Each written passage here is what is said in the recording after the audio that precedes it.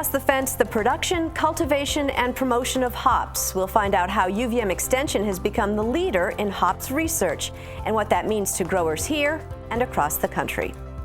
Good afternoon and thanks for joining us. I'm Judy Simpson. Let me run some names by you. Hopzilla, Smooth Hoperator, and Hoptimus Prime. Those are just a few of the many beers emphasizing the bitter and zesty taste of hops. But hop production is no joke in Vermont. Growers in the Green Mountains and across the Northeast rely on UVM Extension for research into challenges of growing a crop that has a lot of people hopped up. Here's Across the Fence associate producer Keith Silva with our story. The sun is shining and the hops are flying. You are at Homestead Hops in South Starksboro, Vermont. Just 3 this time, Kat. Kathleen and Kelly Norris planted their 2-acre hop yard last year. This is their first harvest. The first year is all about planting and getting the root development. So you don't harvest the first year. You can get pretty good sized plants the first year, but you don't harvest them. There usually isn't enough to harvest, and you let all of that production go into the roots to make a better crop for your second year. And then the second year, if you choose to harvest, you're looking at about 50% crop, and then the third year is about 95%. And fourth year, if you don't have a full crop, you're probably doing something wrong. The Norrises have been longtime sugar makers. The idea to grow hops comes from wanting to work their land and the 6 o'clock news. We were listening to the news one night and we heard a news story about how with all these new microbreweries there was going to be a shortage of hops in the country. And we kind of both looked at each other and said, well, hops, well, how do you do that? And so we started researching it, and it's at the opposite time as sugaring. So we're able to sugar from December 1st to May 1st, May 15th. When we get the taps all pulled, and then we can come out here in the middle of May and start training the plants and work them through until fall. For Norris, learning to grow hops means embracing the pioneer spirit. There's not the infrastructure in the state, and so we've had to manufacture our own, build our own, some of our own equipment. We've had to buy a lot of equipment. And now that we're harvesting, the big struggles are space. We're baling the product into compressed bales, and now we need to store them in freezer space. And we don't have, we need a really, really big freezer space. So we're going to end up having to rent commercial freezer space. And we hadn't foreseen a lot of those issues. Right. Growing hops may feel to Norris like she's out in the wilderness, but she's not alone. Since 2009, University of Vermont Extension has been conducting hops trials at Borderview Research Farm in Alburg. The minute we thought about doing hops, we're like, okay, well, how do we find out about this? And so I Googled it, and of course UVM was right there.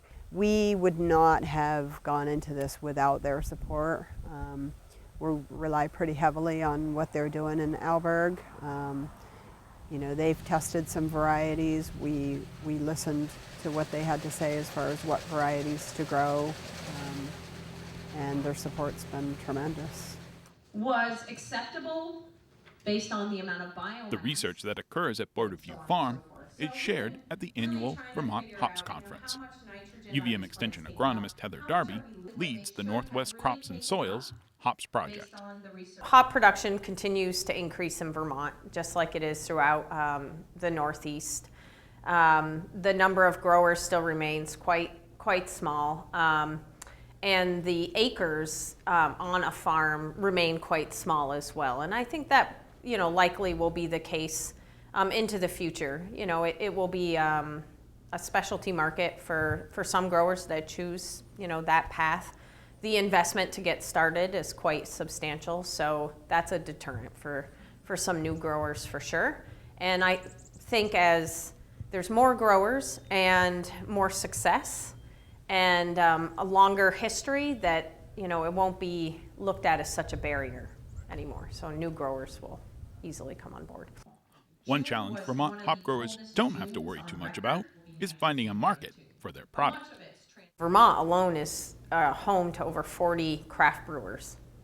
So there's a good reason right there. And craft brewers are very interested in,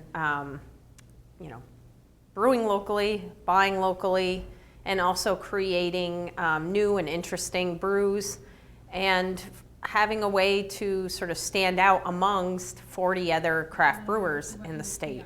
Right now the supply is definitely not meeting the demand, and local brewers are constantly reaching out, trying to figure out who they can buy hops from, and the supply is not there. So that really is not the issue here at all.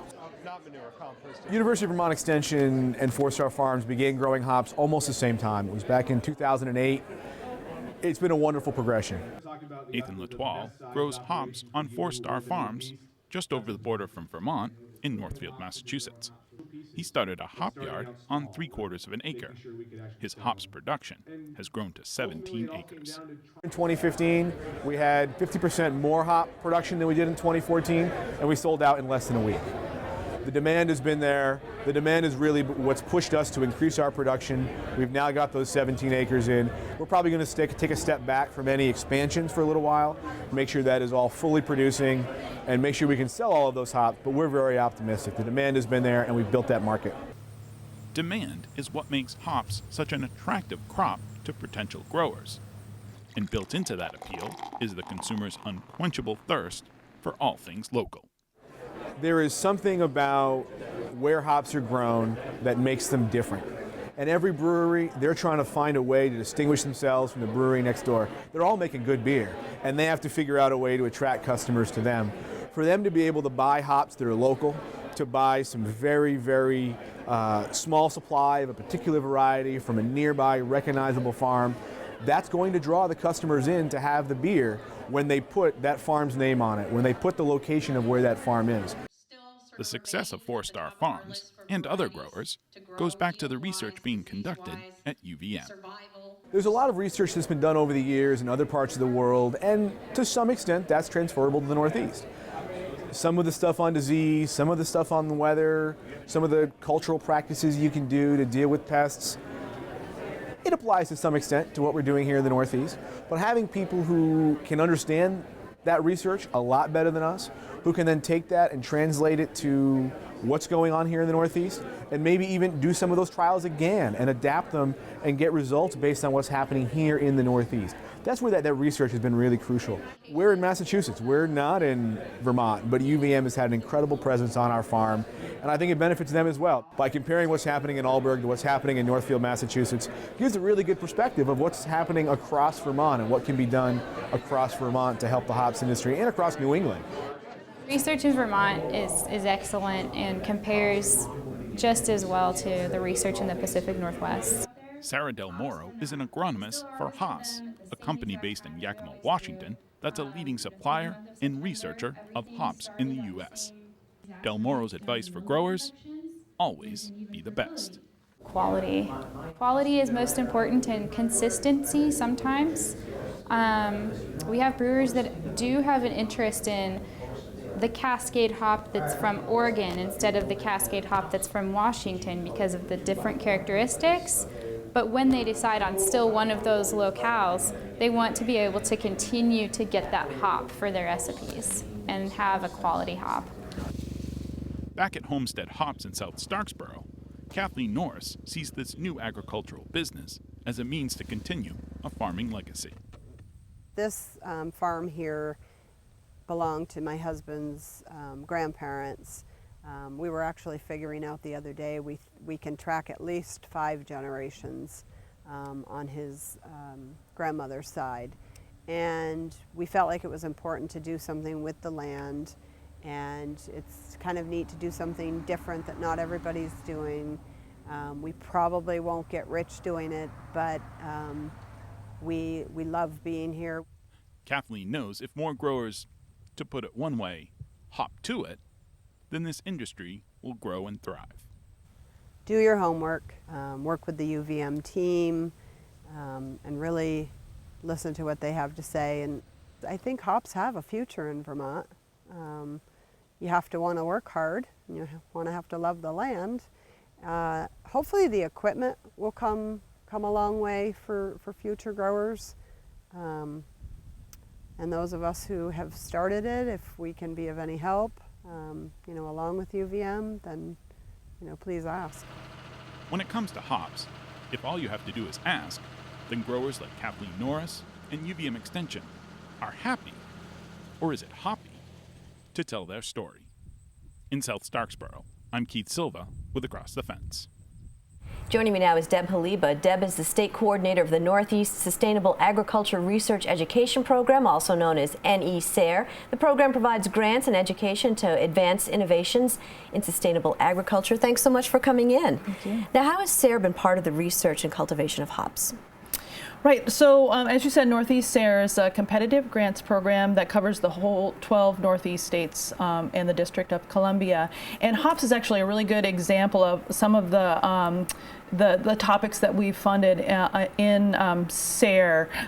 For example, in the clip that we just saw, we saw Heather Darby talking about some of the research she's conducted on what I call a renaissance crop, right? Mm-hmm. We used to grow it in the 1800s, and now it's back here, but how do you grow it here is sort of that information has been lost, so bringing that information back to the Northeast with our, there's research that has been done in the Pacific Northwest, but we want to have information that's specific to our region. So people like Heather have been conducting research on different aspects of hops in terms of disease and pest management. The fellow that we saw, the farmer Nate Latoile down in Massachusetts, currently conducting a farmer grant to look at some pest management strategies so that he can better manage pests and reduce pesticide use on his 17 acres of hops. So besides hops, what other projects has SARE funded? Yeah, so since we started in 1988, Northeast SARE has funded over 1,800 projects throughout the region. 750 of them, almost half, have been farmer grants conducted by farmers. About a quarter of our projects so far have been focused on crop production practices and improvements, but we've also funded projects on pest management, soil health, livestock production practices, business management, sort of the whole gamut of topics that farmers and agriculture faces today. So what are some of the SARE farmer grants? And I understand there's a deadline looming for folks who are interested. Yep, so as I said, we have several grants programs. Our farmer grants is one that was near and dear to our hearts. We involve farmers in every aspect of the Northeast SARE project, from being on our leadership committees to reviewing grants, and they can also apply for grants. So our farmer grants program, about a third of our funds go to those projects, and the online application for the next round comes up on November 29th of this year for grants that start in 2017. Now, so part of the requirements for the grants is that they're innovative.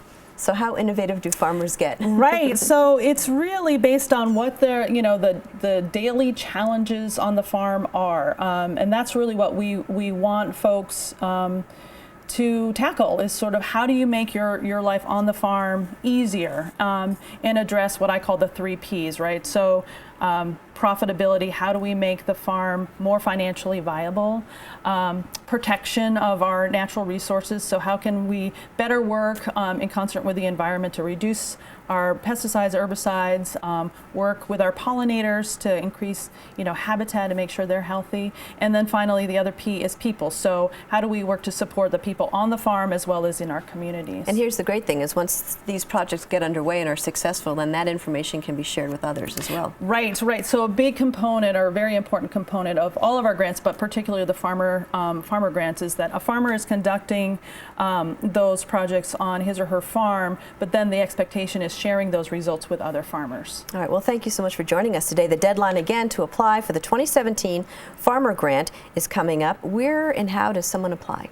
Sure, so it's an online application, so you'll just go to the Northeast SARE website, which is nesare.gov. and all of the application information, definition of what a farm is, which is which we loosely say $1,000 of income coming from the farm. All of that information is right there on the website. Well, thanks for joining us today. Thank you. That's our program for today. I'm Judy Simpson. We'll see you again next time on Across the Fence.